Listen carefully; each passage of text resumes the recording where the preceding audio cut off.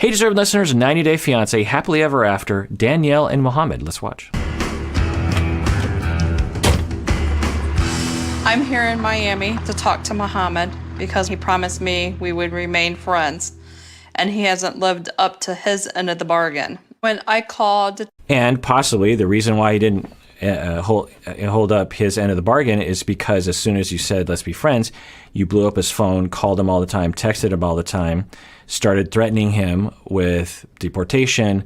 You chased him to Miami. You did all these things. Maybe that's why he doesn't want to be friends. So maybe if you were just like a friend and actually a nice person and respected his boundaries, as friends will do, then maybe he would have been friends. We'll never know. I already told you I don't want to be with you anymore, like a million times. Coming again here, why? Why? I brought the binder with me. There's conversations that he's had with women, photos that he's had with women, bank receipts where he's gotten money, and I'm going to confront him with it. Yeah, this is eerie, actually. I've seen this before. The set of behaviors that is consistent with my experience with women who stalk. So what she's exhibiting now, which I've seen many times before, is this effort to show that he's cheating and to bring evidence. To what end, Danielle? Even if you're right, so what? You're divorcing. It doesn't matter anymore. I get if you wanted to have like some understanding, but we all know that this is this effort to try to get him back. That's her primary mission. So she's grasping at anything, and that's what stalkers will do, is they will grasp at anything because they cannot deal with the fact that they're being rejected, and they feel entitled and a fantasy that they will get the person back. And so she's like, well, in this very wrong-headed space, she's like, well, if I can make my case, I will corner him. He will have to admit that he did cheat on me, and then I will get him back. What? So let's watch.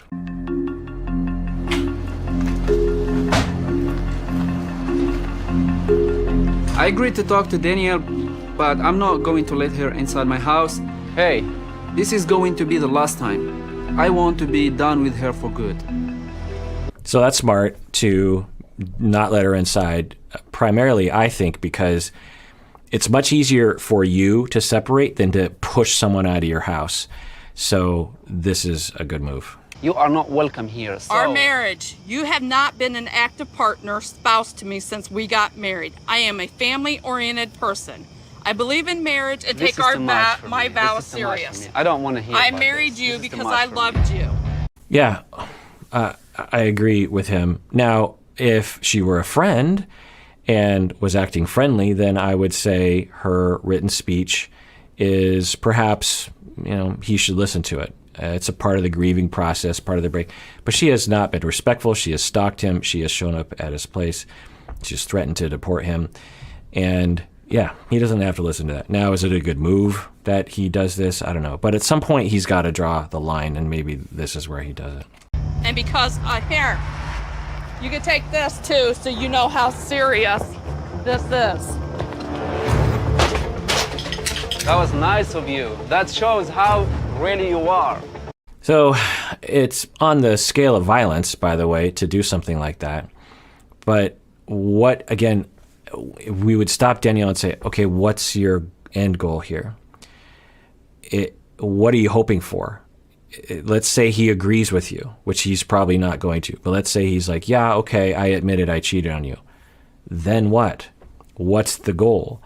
He's not going to come back to you. Are you trying to just humiliate him? Is that part of the equation right now? Because that's not a very noble cause. If things are going differently and she wasn't stalking him, I would have some sympathy for her efforts here, but I don't have any sympathy for stalkers. You walked away from me. Yeah. I'm here trying to talk to you. You know, it's just because I'm better than you. I don't do it back to you. No, it's not. You're a user, Mohamed. You used me. You told me what I wanted to hear to get me to pull that. Now we're seeing it. This is what Mohamed was talking about. This is the side of her that I'm guessing gets worse than what we're seeing right now. This is that rage. This is the entitlement. This is the stalker. This is scary.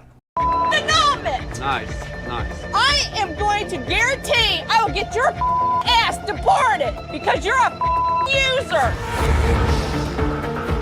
Now, is he a user? It's possible. I mean, there are signs, but that does not justify what she's doing right now in terms of my scale of wrongdoings upon other human beings. To threaten someone to,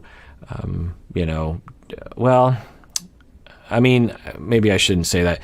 They're both deplorable, if true. If from the beginning he didn't love her at all and completely, at least partially, thought he might be using her, because my hypothesis about him, it ranges from, on the low end of deplorableness, is he genuinely loved her and liked her, or at least liked her enough, and thought maybe I could live with her for the rest of my life. I mean, she's not that bad, or I don't know, something like that. To, on the other end of high deplorability, which is that he never loved her at all. I suspect it's somewhere closer to this side, by the way, where he thought, because he said as much, that he thought, well, I'm pretty sure things aren't going to work out with her, but I do want to move to the States, but maybe things will work out with her for a while. I don't know. That's my suspicion. And that is, I don't know how on the ranking of deplorableness, I don't know where that lands, but that, if true, pretty deplorable to play with someone's heart essentially that way and tricking them into believing that you want to be with them forever. I mean, he married her. So, and he admitted that he never loved her. So it's hard to know exactly what that is. But we do know, of course, that threatening someone and stalking someone and making them feel afraid for their well-being is not okay. I call police on her. You backstabbed me this whole time. I am here in Miami Beach. I need police as soon as possible. And good. I don't know what the police are going to do, but this is a possibly a good move for him.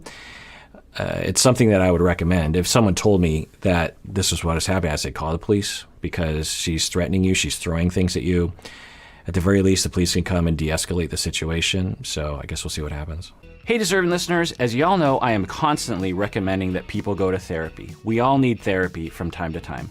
Well, one of the options available that is definitely worth checking out is BetterHelp. If you're looking for a therapist, I would give it a try by going to betterhelp.com/Kirk. Make sure you use the promo code Kirk because you get 10% off your first month, and it really helps us out. As you watch these videos, I know many of you have been motivated to find your own therapist, which is great because you deserve it. And I know also that it can be hard to find a good fit, find the right one for you. Well, one of the options available in terms of your shopping is to go to betterhelp.com/Kirk. I've been told you can start communicating with your therapist in under 24 hours. You can message your counselor at any time. Plus, you can schedule weekly video or phone sessions. I've also been told that it's often less expensive than in-person therapy, and you should know that this service is available to clients worldwide. So go to betterhelp.com/Kirk to get 10% off your first month today. You're a user, Mohamed. You used me. You told me what I wanted to hear in Norwalk to get me to pull that helmet. I am going to guarantee I will get your ass deported.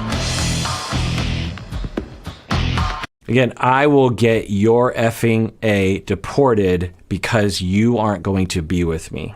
I don't know what the upper end we have on the yikes scale, but that's got to be the top. Who's gonna deport me? Like take me from my ear I will and do deport? everything in my power to get your ass deported. Okay.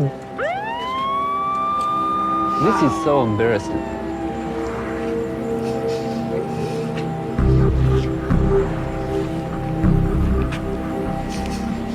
It's interesting. I'm kind of glad as a viewer that we're able to get confirmation of what he's been talking about for a long time. I have to admit, it was hard for me to imagine. From the beginning, I knew better to dismiss what he was saying, but I remember thinking, well, I don't know. I mean, there's a chance he's just, because people make stuff up when they're trying to come across like they're the good person in a breakup. But now I believe a lot of the things he was saying. And we see her crying right now, which is at the foundation of all that anger and all that stalker behavior and controlling behavior is suffering. So if we can help people with their suffering, then they won't resort to these kinds of stalker abusive behaviors usually. Now, I'll also say who should be addressing that suffering. It should be people like me, a clinician, not people like him, which is the victim. And I don't want to make that implication at all. It is not if you are a victim of someone like this, it is not your responsibility. In fact, you're the last person that should be addressing this kind of suffering, because it'll just suck you back in. As a society is what I'm talking about. We need to help with people. We need to detect this stuff early. We need to, so we can head it off of the past. 2, when this, like at this phase, the police should come in. They should mandate an assessment of the whole situation. They would mandate her into some form of treatment and monitoring. But that doesn't usually happen. At her level of stalking, it's below a certain threshold that the police and the legal system won't do anything. And as long as stalkers stay below that threshold, they can stalk someone for the rest of their lives. And I know people personally who have been stalked by individuals for decades without any legal ability to push back. They move, they change their phone numbers, they change their names, and the person will figure out where they're at. It is horrifying that people like this get away with what they're doing. Mohamed's supposed to be a person that said that he loved me and was here to build a life with me.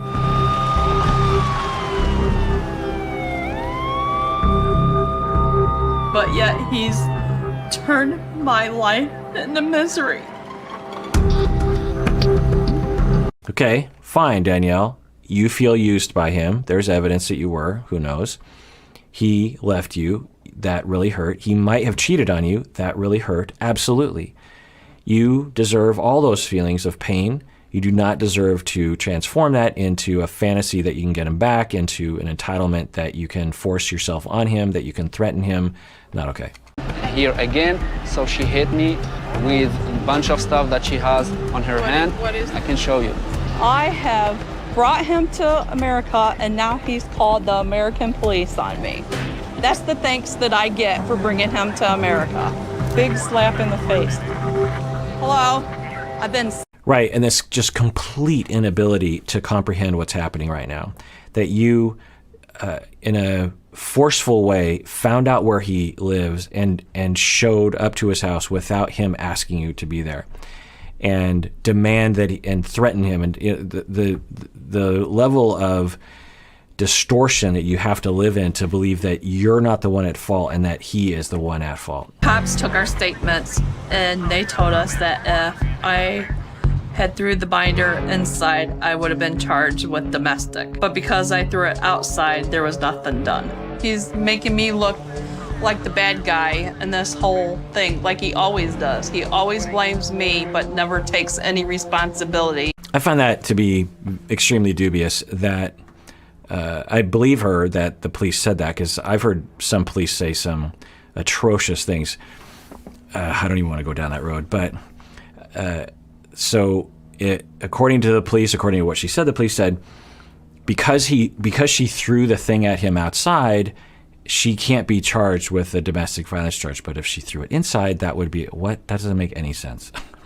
Be like saying, well, I shot someone on the sidewalk, and so that's a lesser of a crime than if I shot someone when I was inside. No, that's not how domestic violence charges work.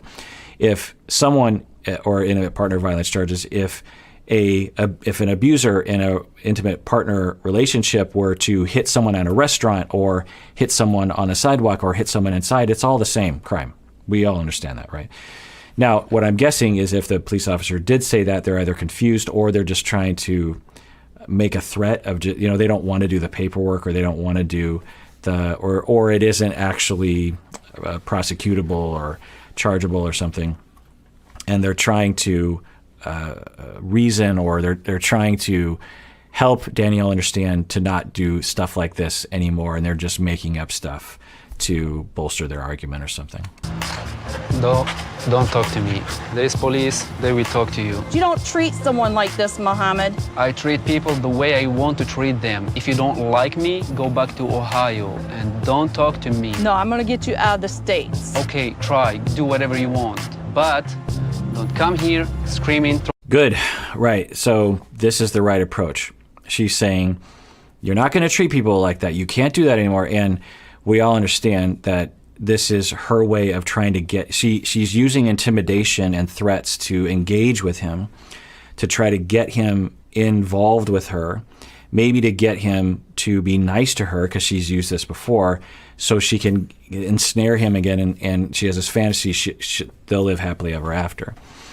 And he's doing the right thing, which is, okay, fine, you want to get me deported? Go for it. You know, do what you got to do, but don't contact me anymore.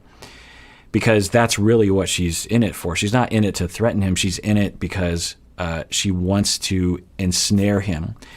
And it's really eerie to see her behavior, honestly. It is eerie. I don't think we've seen this on this show, but I think it's a wonderful opportunity for us to see not only stalking, but stalking in a woman. That women are just as capable, maybe less likely overall on statistics, but believe me, just as capable of stalking in a criminal and unethical and immoral way as anyone else can be. Throwing things on me and acting like you are a crazy person. No, because I want to talk. Let me know, I'll come back. When you're done, I want to talk. See you. See, you hear her, no, I want to talk. Okay, about what? You've accused him of cheating. He's saying, I don't want to talk about it. You've said you want to deport him. He says, okay, go for it. I don't want to talk. You know, what's more to talk about it? Now, again, I understand her grief. I understand her longing, but the fantasy and the entitlement and the pattern is, troubling. All right, well, that does it for that episode. Everyone out there, please take care of yourself because you deserve it. You really, really do.